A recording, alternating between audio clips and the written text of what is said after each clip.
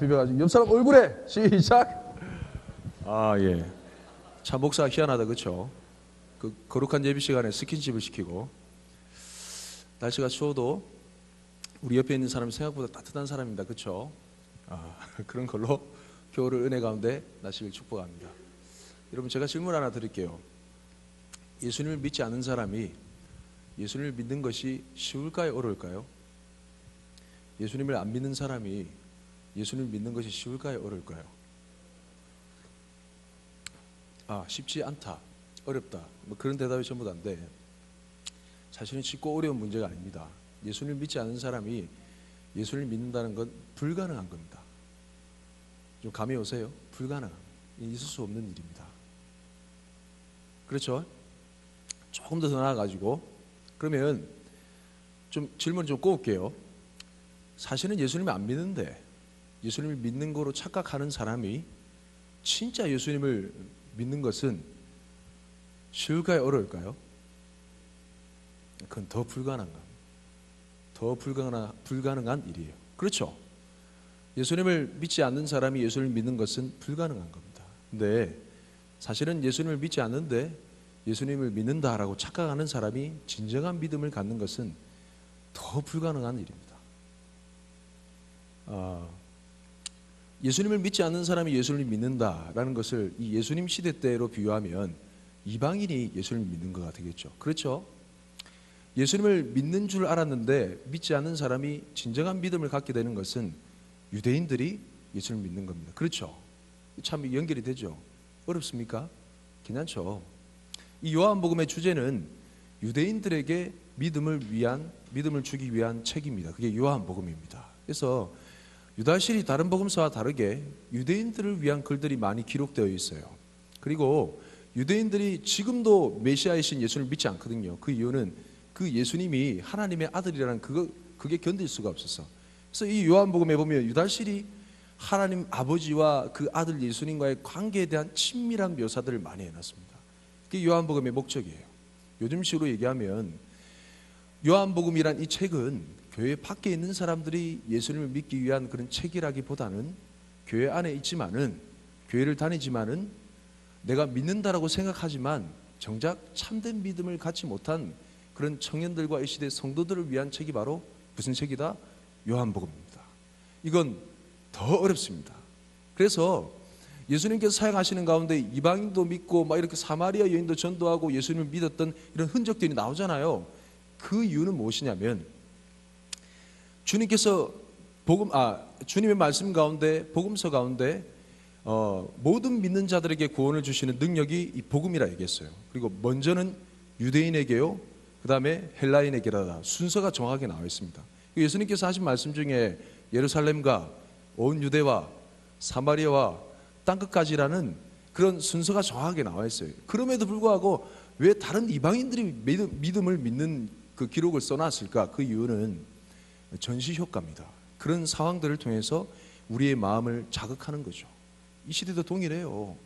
도저히 믿을 수 없는 사람을 믿게 하는 이유는, 저 사람은 도저히 믿을 수 없는 사람인데 교회 와서 예수님 앞에 굴복하고 믿게 되는 이유는 기존에 안에 있는 사람이 올바른 믿음을 갖도록 정화시키기 위함입니다.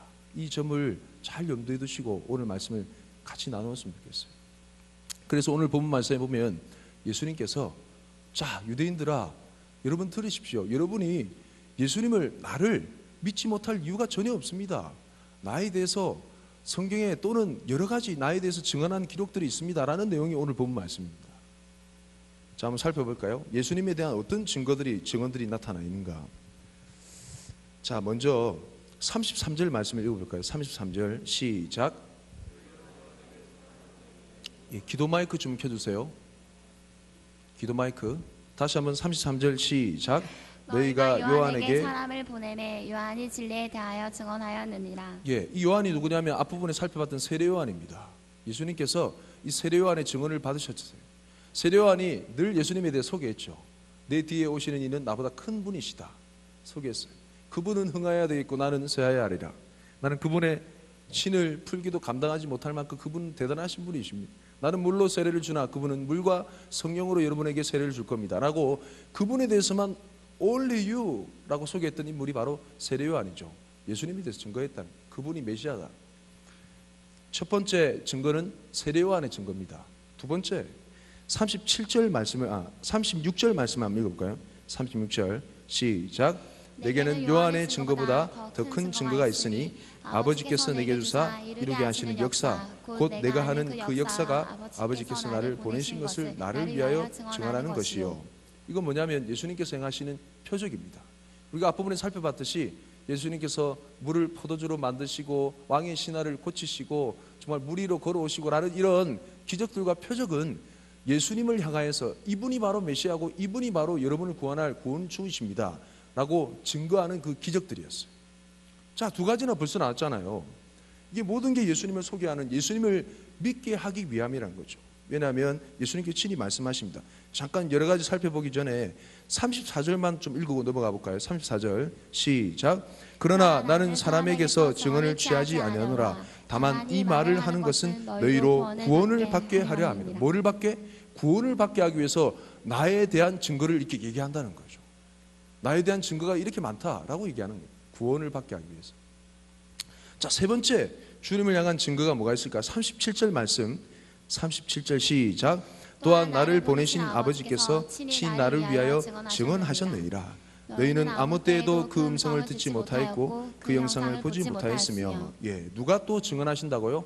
하늘에 계신 내 아버지, 하나님 아버지께서 예수님에 대해서, 예수님께서 세례 받으시고 물 위로 올라오실 때 이는 내 사랑하는 자요 내 기뻐하는 자라는 분명한 주의 음성이 들렸습니다. 모든 사람이 우레와 같은 그 음성으로 들었어요. 하나님께서 친히 그 아들을 친히 메시아로 인정하시는 거죠. 하나님 아버지께서 증거하신다는 거예요. 자, 네 번째 증거 39절 말씀 읽어봅시다. 39절 시작. 너희가 성경에서 영생을 얻는 줄 생각하고 성경을 연구하거니와 이 성경이 곧 내게 대하여 증언하는 것이니라. 뭐가 증거한다고요? 성경 말씀. 이때는 신약 말씀은 완성되지 않았어요. 구약 말씀이죠. 구약의 39권 말씀이 누구에게 대해서 증거한다고요? 오실 예수 그리스도, 예수님에 대해서 증거합니다. 성경의 주제는 예수님이에요. 구약의 말씀이 오실 메시아에 대해서 증거한다는 거죠. 이 성경에서 증거한다는 거예요. 자, 마지막 다섯 번째 46절 말씀 읽어볼까요? 시작. 모세를 믿었더라면 또 나를 믿었으리니 이는 그가 내게 대하여 기록하였습니다. 누구를 믿었더라면요? 모세가 누구에 대해서 기록했기 때문에 예수님에 대해서. 이 모세가 또 증거한다는 거죠. 정리해 볼게요. 첫 번째 요소는 세례 요한입니다. 세례 요한이 예수님에 대해서 증거했어요. 보라, 이는 온 세상 죄를 지고 가시는 하나님의 어린 양이로다. 그분에 대해서만 소개했던 인물이 세례 요한이에요. 세례터에 와서 회개 세례를 받던 모든 인물은 다 예수님에 대해서 들었어요. 귀에 못이 박히도록. 두 번째, 예수님의 행하신 표적은 메시아가 아니고서는 이룰 수 있는 일이 아니었습니다. 한 가지 설명만 드릴게요. 세례 요한의 그 제자와 세례 요한 그 공동체가 오실 메시아가 맞는지 예수님에 대해서 계속 의심이 들었어요. 제자들을 파견해요. 좀 알아봐라. 그래서 예수님께 온 세례 요한의 제자를 향해서 예수님 뭐라고 말씀하시냐면 너희 보고 들은 대로 다 전해라. 그때 예수님 하신 말씀이 안진뱅이가 일어서고 눈먼 자가 눈을 뜨고 모든 병든 자가 고침을 받고 특별히 문둥병자가 치유함을 받고, 이 문둥병자가 나병 환자가 고침받는 건 하나님께서 특별히 간섭하시는 일 외에 메시아가 오지 않고서는 절대 일어날 수 없는 일이거든요. 이런 목록만 얘기를 해도 성경을 아는 사람들은 이분이 메시아구나 라는 사실을 안다는 거죠. 예수님이 하시는 모든 일이 예수님임을 입증했습니다. 그게 두 번째 예수님이 행하신 표적이라는 거죠. 그리고 세 번째, 하나님의 아버지께서 유대인들에게 똑똑히 들려주시면서 말씀하셨다는 거죠. 그리고 네 번째는 구약 성경 모두가 예수님에 대해서 증거한다는 겁니다. 그리고 마지막 다섯 번째, 모세는 유대인들이 너무나 존경하는, 미국이 존경하는 대통령 하면 아브라함 링컨 있잖아요. 유대인들이 너무 존경하는 완벽한 왕과 같은 지도자가 모세였습니다. 신성시했어요. 그 모세가 예수님에 대해서 증거했다면 말을 다 한 거죠. 그러니 그들이 피해갈 구멍이 없습니다. 이 다섯 가지 완벽한 확실한 증거를 통해 당신들은 나를 믿을 수밖에 없습니다라고 증언했어요. 근데 유대인들이 예수를 믿었을까요? 안 믿었을까요? 믿었을까요? 안 믿었을까요? 안 안 믿었어요. 안 믿었다 못해 예수님을 핍박하기로 작정하며 더 나아가서 하나님의 아들이라 얘기하니까 예수님을 죽이기로 결심합니다. 이게 그때 당시 유대인들의 모습이었어요. 제가 이 말씀을 큐티를 하면서 여기까지 이러니까 뭔가 마음속에 몸이 건조하고 마음이 좀 힘들더라고요. 왜냐하면 제가 이 말씀을 묵상한 내용을 말씀 한 모금에 글을 적어서 올렸잖아요. 제가 과연 이 시대에 태어나가지고 예수님을 만났더라면 과연 예수님을 믿었을까? 답이 예스일까요? 노일까요? 정확하게 노입니다. 저는 예수님을 믿지 않았을 것 같아요. 이렇게 결론이 나버리면 시나리오가 되게 우울하잖아. 마음이 너무 힘들었어요. 그럼 도대체 지금 나는 뭐지? 그때 주님께서 한 가지 시나리오를, 이야기를 저에게 떠오르게 하셨습니다. 한번 들어보세요.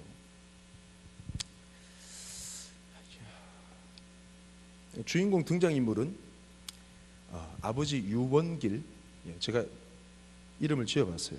유원길 씨. 아들의 이름은 지은재입니다. 성이 다르죠? 한번 살펴보십시오. 아버지 유원길 씨가 아들 지은재가 입원한 병원 병실 앞에서 막 그렇게 울고 있습니다. 유인즉슨 이 아들이 지금 거의 이제 의식이 불명 상태이고 의식을 잃은 지 꽤 오래된 상황이죠. 이 아들의 소원은, 이 아버지의 소원은 이 아들이 살아나는 겁니다. 무슨 용고일까? 무슨 이유가 있을까? 한번 그 사람의 인생에 대해서 좀 살펴볼 필요가 있어요. 성이 다르잖아요. 그 이유는 이 지은재, 이 친구가 2살 때 이 아버지가 이 아들을 입양하게 됩니다. 그러면서 이 아들을 사랑하며 키우죠. 없는 살림에 사시까지 더 붙여 있는데 이 아버지가 쩔뚝거리는 발을 이끌며 열심히 가정 가기를 위해서 신문 배달도 하고 우유 배달도 하고 열심히 일을 합니다. 무기력한 남편이 너무 싫은 거죠. 그냥 생긴 아들도 아닌 입양한 아들 때문에 생활고에 지치고 결국 아내가 정말 무능력한 남편을 비관하고 집을 떠나버리게 됩니다. 근데 이 아들만큼은 포기할 수 없었던 유원길 아버님, 이 아들을 위해서 최선을 다해 노력을 하죠. 엄마가 집을 나가고 무기력한 아버지가 늘 자기 눈에는 거슬렸는지 그 이후로 방황길을 시작하게 됩니다. 길거리 친구들과 어울리게 되고 매일매일 술로 연명하면서 집에서 돈을 강탈해가고 없는 살림에 있는 재산마저 매일매일 바닥을 치는 그런 상황이었습니다. 그러던 중에 이 아들이 술에 만취되어서 길거리에 나아가서 교통사고가 나서 의식불명 상태가 되고 병원에 입원하게 된 거죠. 그 현장에 지금 와 있는 겁니다. 이 아버지의 그 소원, 의식을 불명된 지 오래된 상황입니다. 근데 이 장면이 마치 지금 유대인들을 향해서 얘기하고 있는 그 예수님의 심정과 그런 같은 마음이 들었어요. 잠깐 이스라엘의 역사를 살펴볼까요? 오랜 세월 동안 이스라엘이 하나님 앞에 불순종했습니다. 죄를 범한 이후로, 인류가 아담의 죄를 범한 이후로 인생은 죄 가운데 늘 하나님 앞에 불순종한 역사 그대로였어요. 오랜 세월 동안 아까 영상에 나왔던 것처럼 수천 년 동안 하나님은 자기 자신을 백성들에게 보여줬습니다. 결국은 참다 못해 그 백성들의 어려운 형편을 살펴보고 오시기로 작정했죠. 거의 때가 무르익을 400년 전쯤에 이제는 더 이상 하나님의 계시와 이상도 보이지 않는 이스라엘 백성, 그야말로 의식불명 상태, 호흡은 있지만 살아있는 것 같지만은 더 이상 살지 못하는 상태로 400년을 지내죠. 하나님이 과연 우리 백성을 위하시는가, 살아계시는가 도저히 생각할 수 없는 그때쯤 하나님은 계획된 대로 하나님의 아들을 그 백성들 앞에 보내십니다. 그러면서 끊임없이 얘기하죠. 내가 너희를 얼마나 사랑하는지 아니? 내가 너희를 얼마나 사랑하는지 아니? 근데 그 백성들은 이미 의식이 불명된 상태로 전혀 그분을 알아보지 못하고 있는 상황. 유원길 아버지가 지은재 아들 앞에서 끊임없이 기도하며 우는 거죠. 아들아, 제발 깨어나도, 제발 깨어나다오. 내 마음의 소원이 제발 기적이 일어나면 좋겠습니다, 하나님. 그런 상황. 근데 참 중요한 것은 이 아들과 아버지의 사이가 좋지 않았습니다. 이 아들은 이 아버지와 같은 그런 존재가 되지 않는 게 유일한 꿈과 희망이었어요. 이 아버지처럼은 되지 말아야 되지.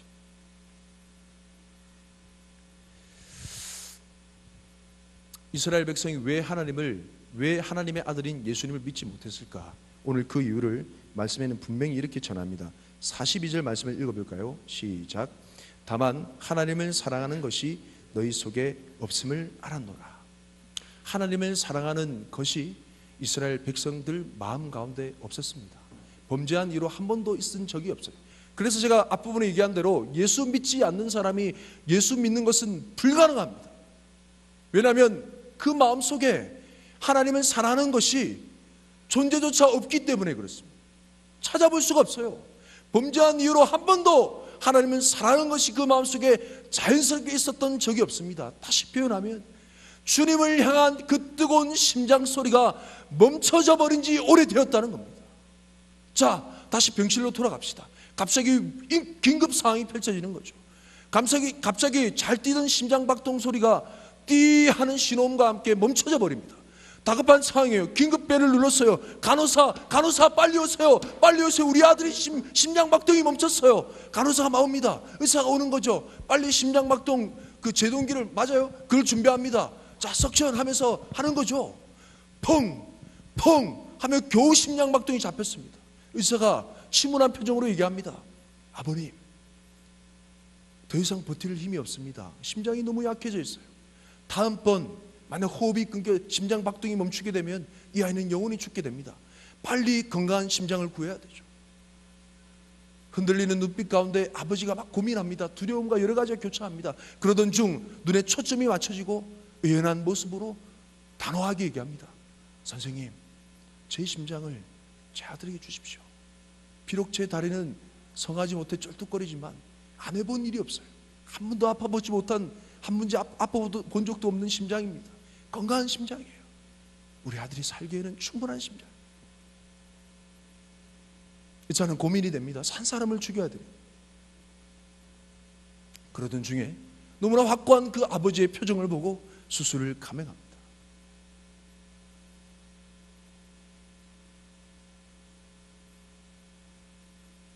수술이 끝난 뒤에 은재가 깨어납니다. 눈을 떠보니 의사가 자기 머리맡에 있습니다. 은재야, 정신이 드니? 여기가 어디예요? 병원이란다. 너가 교통사고가 나서 오랜 세월 동안 의식불명이 있는데 이제 깨어난 거야. 축하한다. 그래서 지나간 모든 일들을 충격 먹지 않게 차분하게 다 얘기합니다. 아버지의 그 헌신적인 사랑, 나를 위해 소중한 생명을 살아다오 라는 그 요언을 듣게 되고 아버지에 대한 분노의 감정이 사그라집니다. 한 가지 일에 대한 얘기를 들으면서 그 은재는 억장이 무너지며 땅바닥에 쓰러지죠. 그 이유는 뭐냐면 평소에 다리를 쩔뚝거리는 무기력한 아버지 매일 비난했어요. 친구들이 죄송합니다, 병신이라고 놀릴 때 같이 놀렸어요. 나중에 알고 보니 2살 때 입양된 이후로 3살쯤 되었을 때 막 철부지 3살 막 뛰어놀다가 도로가에 그만 나가는 모습을 아버지가 지켜보고 대신 구해주며 교통사고가 나서 쩔뚝거리는 발이라는 사실을 알게 된 거죠. 억장이 무너지는 거예요. 그러면서 그 아버지의 사랑을 알게 됩니다.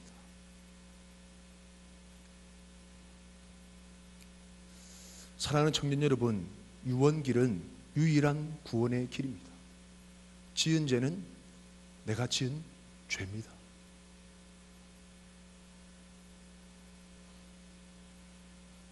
하나님을 사랑하는 것이 우리 마음속에는 없어요. 불가능합니다. 제가 이걸 깨닫고 난 이후로 모든 해답이 풀려버렸습니다. 유대인들은 죽었다 깨어나도 예수님을 믿을 수 없는 완벽한 조건을 갖추었어요. 그 이유는 하나님을 사랑하는 마음이 그 속에 없기 때문에. 이게 시간이 지나도 생겨나는 것 아니에요. 세월이 흘러도 철이 들어 생겨나는 것 아니라는 사실을 깨닫게 됐습니다. 그리고 이 목사인 제 마음에도 하나님을 사랑하는 마음이 없음을 깨달았습니다. 너무나 힘들어 아파하는 그 가운데 이 이야기가 떠오르게 하셨어요. 도저히 주님을 사랑할 수 없는 멈춰버린 이 심장을 부둥켜 안고 엉엉 울었습니다. 근데 주님께서 나에게 이루신 그 십자가의 사건을 정면으로 보여주셨어요. 내가 너를 사랑한다. 내가 너를 사랑한다. 나의 심장을 너에게 줄 만큼 사랑한다 하시는 주님의 그 음성이 들렸습니다. 사랑하는 청년 여러분, 우리는 이 유대인과 동일하게 또는 이 교회에 와 있지만 예수님을 믿는다라고 생각하지만은 정작 그 마음속에 순전한 믿음이 없는 우리의 어려운 형편 가운데 우리 마음속에 부인할 수 없는 그 존재적인 실존은 하나님을 사랑하는 마음이 없다는 겁니다. 하나님을 적극적으로 사랑하는 마음이 없는 정서적인 거리감 때문에 괴로워하는 우리 인생이에요. 왜냐하면 누가 시키지 않아도 선을 행하는 사람이 잘 없기 때문입니다. 누가 시키지 않아도 하나님 기뻐하는 삶을 잘 살아가지 않는 너무나 소극적인 크리스찬이기 때문이죠.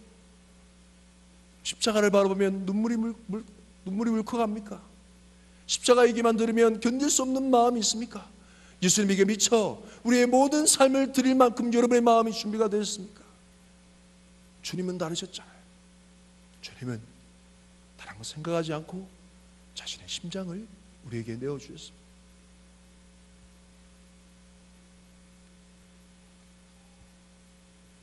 어떻게 예수님을 믿을 수 있는가? 가슴에 손을 얹어보세요.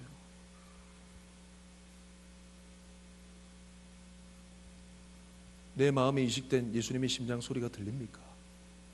그러면 우리는 하나님이 기뻐하는 삶을 살 수 있습니다. 그러면 우리는 예수님을 믿을 수가 있는 거예요. 그러면 우리는 주님을 볼 수 있게 되는 것입니다. 할렐루야. 내 눈앞에 있는 예수님을 어떻게 알아보는 것인가? 그건 심장이 이식돼야 돼요. 내 심장이 멎어졌음을 깨닫고 주님의 심장이 이식이 되어야 됩니다. 더 이상 내 심장 박동 소리로 살아가는 게 아니에요. 내 심장 박동 소리로 살면서 수고히 수많은 사람들을 괴롭히고 억누르고 정죄하며 내 마음대로 살았잖아요. 그 이후로 우리의 삶은 주님의 심장 박동 소리, 그분의 사랑을 기리며 내가 의식불명된 상태 가운데서 도대체 나에게 어떤 일을 행하셨는지 내 마음에 기리면서 그분의 영광을 위해서 살아가는 것이 바로 믿는 것입니다. 제가 왜 이 얘기를 확실하게 전하느냐? 말씀을 읽어보세요. 오늘 본문 말씀 이후에 나오는 일이 오병이어의 기적입니다. 여러분 너무 잘 아시죠? 그 오병이어의 기적이 있고 난 이후에 사람들의 반응이 뭔지 아세요? 자기들의 배를 채우기 위해 예수님을 임금 삼으려고 합니다. 이게 사람이에요. 이게 믿는다라고 하는 사람이에요. 다 믿는다라고 얘기하지만 주님과 계약 조건을 걸고 살아가요. 내 직장 아무 일 없게 해주세요. 보험 드는 거예요. 내 결혼, 내 젊음, 건강 다 보험 드는 거예요. 온전한 믿음이 아닙니다. 이런 존재임을 아셨기 때문에, 이런 존재임을 너무나 잘 아셨기 때문에, 심장을 내어놓을 수밖에 없는 사실을 잘 아셨기 때문에, 그분은 모든 사람이 그 길로 가는 사실을 잘 아셨기 때문에 우리를 위해서 친히 자신의 심장을 내어주신 것입니다. 할렐루야. 그분의 사랑을 믿으십시오. 그분의 사랑 가운데 흠뻑 젖으십시오. 그러면 더 이상 우리는 잘못된 인생을 살지 않습니다. 더 이상 거짓 믿음 가운데 살지 않습니다. 하나님의 사랑에 취해 많은 사람을 살리는 인생이 될 줄 믿습니다. 할렐루야. 우리 자리에서 일어날까요? 다 함께 일어납시다. 마지막 찬양 반주해 주시고 우리 자리에서 일어납시다.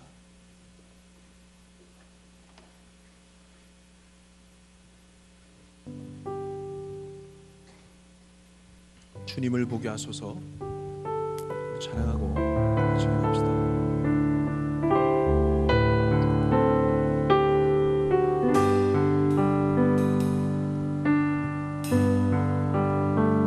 나의 주님